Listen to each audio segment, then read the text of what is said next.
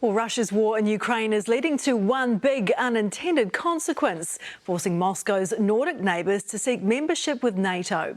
The move by Finland and Sweden to historically neutral powers would be one of the biggest changes to Europe's security dynamic in decades. Both countries are seeking broad political support to join the military alliance of some 30 states, including, of course, the US. Russia's Deputy Foreign Minister is labelling it a mistake which would have far-reaching consequences. Well, joining me live now to talk about the impacts of all of this is international relations expert Robert Patman. Robert, thanks so much for coming on with us tonight. Oh, good evening, Ingrid. It's a pleasure. Finland and Sweden, both neutral during the Cold War. Now they're close to joining NATO. How significant is that?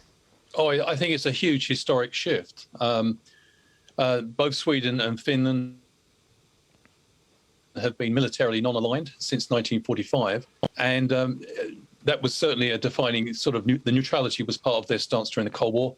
And in the post-Cold War, they've maintained that stance, although they have shifted. Both Sweden and Finland are members of the EU, and in addition, they commenced military operation with NATO in the 1990s. But all this fell short of full membership. So it's a big shift. And it's a dramatic change in the security environment in Europe. Being so close to Russia, did they have any choice but to join NATO or try to join NATO? I think that's the perceptions in both in Finland and Sweden. The Finnish president was asked, or rather, he responded to Russian warnings by saying that Russia had brought this on themselves.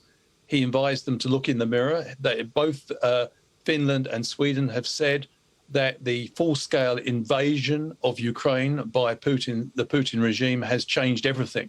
And I think that they saw the invasion of Ukraine as not necessarily ending with the Ukraine, and that it had regional significance. In short, I think they perceived that Mr. Putin's invasion of Ukraine signalled a re-energized attempt or reinvigorated attempt to establish a sphere of influence. Yeah, and they could be next. This, of course, is exactly what Putin didn't want, the NATO alliance actually growing. How will he react to that? Well, he said he's warned both Finland and Sweden there will be retaliation, and that includes what's called military technical means.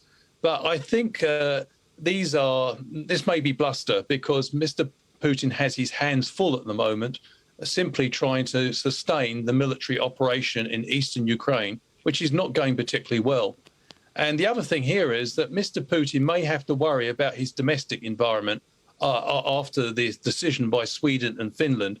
After all, he justified his invasion of Ukraine to limit the threat from NATO, and yet his very actions have prompted the very thing that he warned against. Exactly. So just very quickly, is this going to have an impact on the war in Ukraine, do you think, just very quickly? I think it could do, and I think it looks like Russia is even more isolated in the region, and it will probably lend momentum to NATO's efforts to support Ukraine in its attempt to eject Russian troops from Ukraine. OK, Robert Patman, thanks so much for your expertise as always.